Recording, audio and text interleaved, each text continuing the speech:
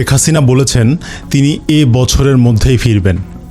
প্রশ্ন হলো, তিনি কি শুধু ইচ্ছের কথা বলেছেন, নাকি আন্তর্জাতিক রাজনীতির বোর্ডে এমন কিছু বদলে গেছে যা তার ফেরাকে বাস্তব সম্ভাবনায় পরিণত করেছে? ভারতীয় প্রভাবশালী গণমাধ্যম এনডিটিভিকে দেওয়া এক সাক্ষাৎকারে তিনি এই ঘোষণা দিয়েছেন। শেখ হাসিনা বলেছেন তিনি এ বছরের মধ্যেই সব ষড়যন্ত্রের জাল ছিন্ন করে দেশে ফিরবেন। এর আগেও তিনি বলেছিলেন তিনি ফিরে আসবেন, বলেছিলেন মাথা উঁচু করে ফিরবেন। কিন্তু আজকের বক্তব্যে একটি নতুন বিষয় আছে। এবার তিনি শুধু ফেরার কথাই বলেননি, সময়সীমাও বেঁধে দিয়েছেন। আর এখানেই উঠছে সবথেকে গুরুত্বপূর্ণ প্রশ্ন, হঠাৎ এত আত্মবিশ্বাস কেন? কি বদলেছে আন্তর্জাতিক অঙ্গনে?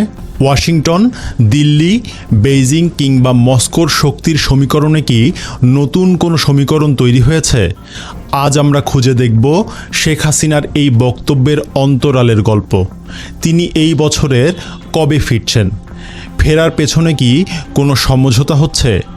ফিরে আসার এই বার্তার পেছনে কি লুকিয়ে আছে দক্ষিণ এশিয়ার নতুন ভূরাজনৈতিক পুনর্বিন্যাস? 2024 সালের 5 আগস্ট বাংলাদেশের রাজনীতি হঠাৎ ভেঙে পড়ে। দেশ জুড়ে তৈরি হয় অস্থিরতা, ক্ষমতার ভারসাম্য বদলে যায়। শেখ হাসিনা ভারতে চলে যান আর বাংলাদেশের ক্ষমতা দখল করেন সুদখোর ডক্টর ইউনূস। এটা ছিল আঞ্চলিক শক্তির দ্বন্দ্বের একটা বড় অধ্যায়।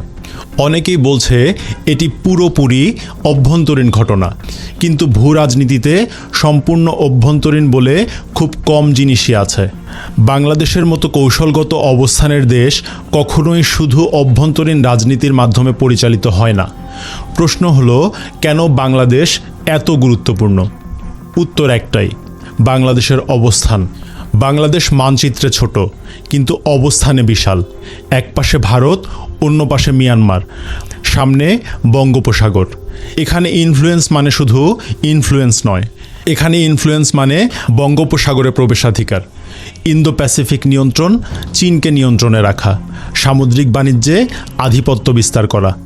এ কারণেই বাংলাদেশকে নিয়ে সবার এত আগ্রহ। প্রশ্ন হচ্ছে, আমেরিকা বাংলাদেশে আসলে কী চেয়েছিল? গণতন্ত্র, মানবাধিকার, নির্বাচনী স্বচ্ছতা? এগুলো আসলে বয়ানের অংশ। কারণ পরাশক্তিগুলো কখনো শুধু আদর্শ নিয়ে চলে না, তাদের মূল চালিকা শক্তি হচ্ছে তাদের স্বার্থ। বাংলাদেশে ওয়াশিংটনের বড় 3টি স্বার্থ ছিল। বঙ্গোপসাগর এখন ভবিষ্যতের কৌশলগত কেন্দ্রবিন্দু। যে এখানে ইনফ্লুয়েন্স রাখবে সে ভারত মহাসাগরের রাজনীতিতে প্রভাব বিস্তারের সক্ষমতা পাবে। মানবিক করিডোরের নামে মিয়ানমারে গভীর প্রবেশাধিকার, কারণ মিয়ানমারে আছে বিরল খনিজ। আজকের প্রযুক্তির যুদ্ধে রেয়ার আর্থ মানেই অস্ত্র হাতে পাওয়া। চীনের প্রভাবকে থামানো, বিশেষ করে সামুদ্রিক সম্প্রসারণ। কিন্তু এ বেলাতে একটা বড় সমস্যা ছিল, আর সেই সমস্যার নাম শেখ হাসিনা। তিনি পশ্চিমাদের চাপের কাছে নতি স্বীকার করেননি। এখানেই শুরু হয়েছিল দ্বন্দ্ব। কিন্তু বর্তমানে এসে প্রশ্ন হলো, আমেরিকা হঠাৎ করে কেন দিক পরিবর্তন করছে?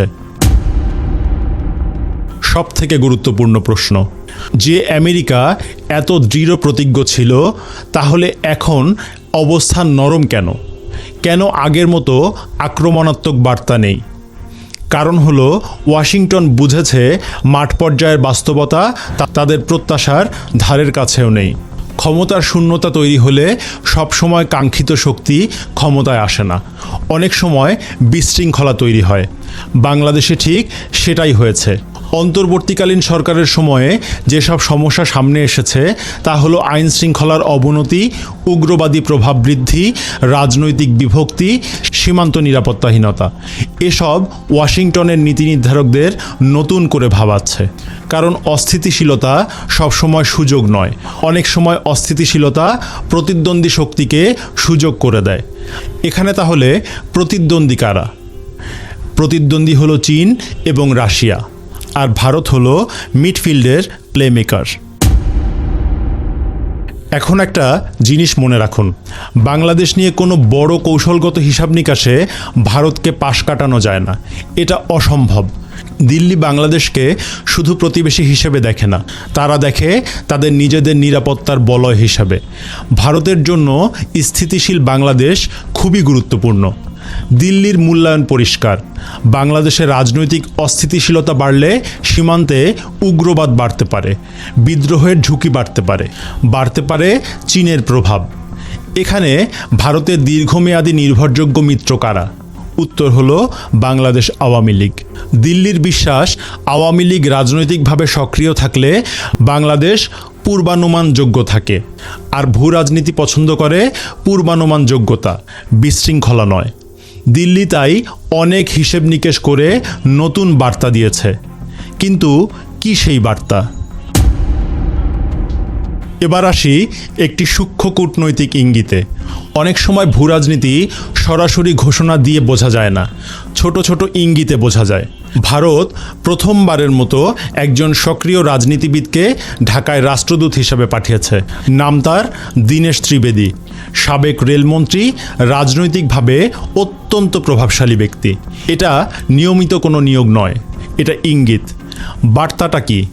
দিল্লি বুঝিয়ে দিচ্ছে বাংলাদেশ ইস্যু এখন শুধু কূটনৈতিক নথি নয়, এটা সর্বোচ্চ রাজনৈতিক অগ্রাধিকার। এরপরেই ঘটেছে আরও একটি চমকপ্রদ ঘটনা।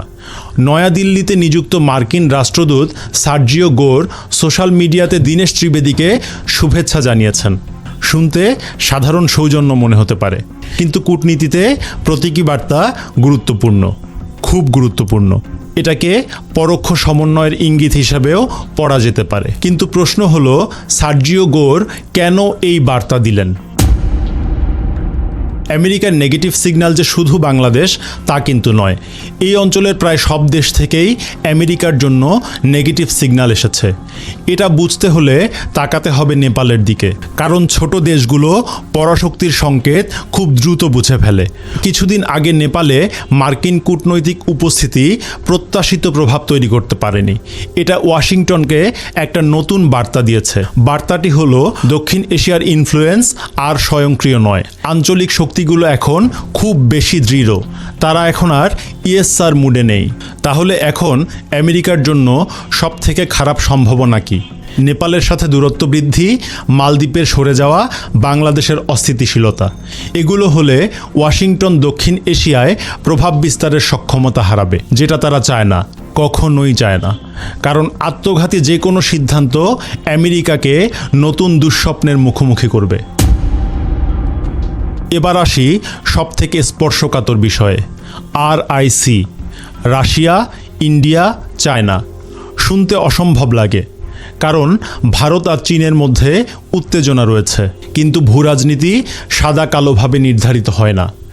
একটি বিষয়ে এই তিনটি দেশ একমত হতে পারে, সেটা হলো দক্ষিণ এশিয়ায় অতিরিক্ত পশ্চিমা প্রভাব সীমিত করা। রাশিয়া চায় পশ্চিমা ইনফ্লুয়েন্স কমে যাক, চীনও তাই চায়, আর ভারত চায় বাইরের নিয়ন্ত্রণ সীমিত থাকুক। এই মিলের জায়গাটুকুই আরআইসিকে গুরুত্বপূর্ণ করে তুলেছে। ওয়াশিংটন যদি বাংলাদেশে অতিরিক্ত আক্রমণাত্মক অবস্থান নেয়, তাহলে কি হতে পারে? তাহলে ইন্ডিয়া, চায়না এবং রাশিয়া একদিকে চলে যেতে পারে। এটাই যুক্তরাষ্ট্রের সবথেকে বড় দুঃস্বপ্ন। তবে কি এজন্যই আওয়ামী লীগের দিকে ঝুঁকে পড়া?